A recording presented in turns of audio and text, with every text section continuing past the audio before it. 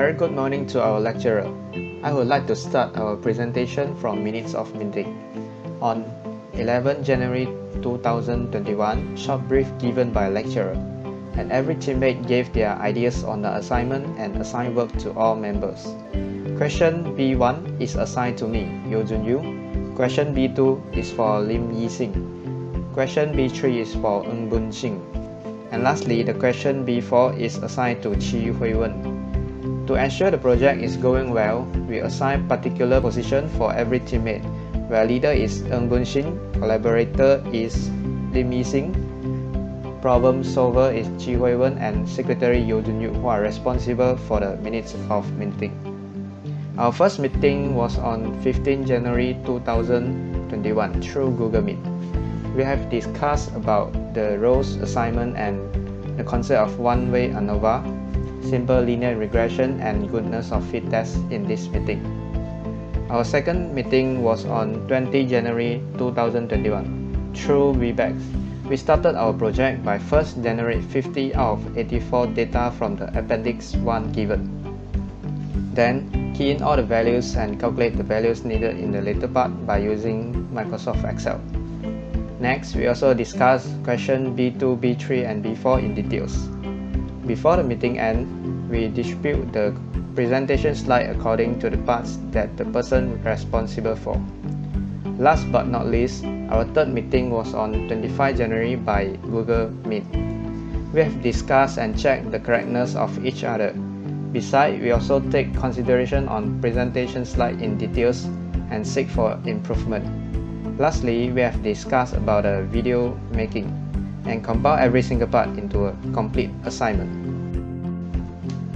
First, look at the question. Generate 50 data from random number generator and perform the following analysis for the data with Microsoft Excel or any statistical software. And the first part, describe and summarize the data numerically and present the data graphically where appropriate. I start with key in all the values we have chosen. There are 50 values out of 84 from the Appendix 1 into Microsoft Excel in the form of BOD, DOC, and SFS according to allocations. The values we have chosen from Appendix 1 are 1 to 20, 40 to 59, and 75 to 84. And the total are 50 values. Then I present the data with table and graph for each part. BOD and location, DOC and location, and the last one, SFS and location.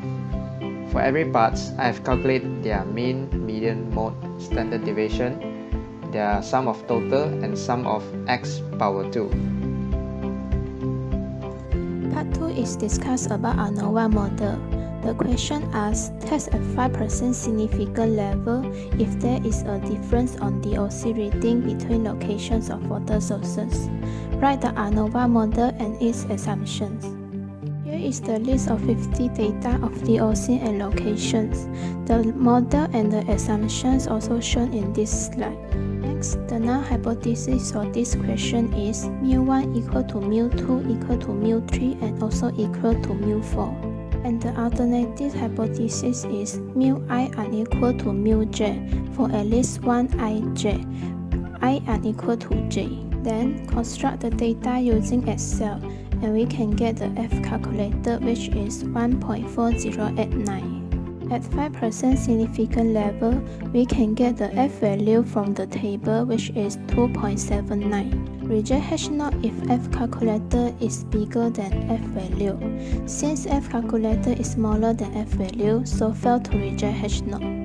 As a conclusion, there is no evidence to show that difference on DOC reading between locations of water sources at 5% significant level.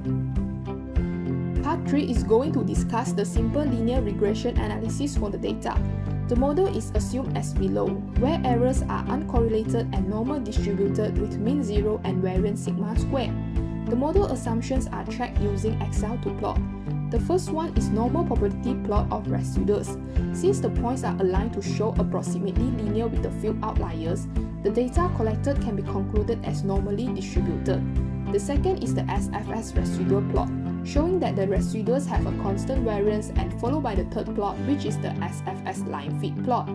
Next, the linear regression model shown as below, where alpha head is the y-intercept and the beta head is the slope, by using the least square method.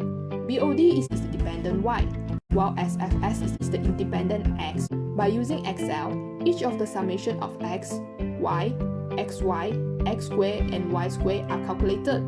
Beta head is calculated and is equal to negative 0.00071104, whereas alpha head is equal to 1.7927. Thus, the linear regression model for BOD and SFS can be written as y head equal to 1.7927 minus 0.00071104x.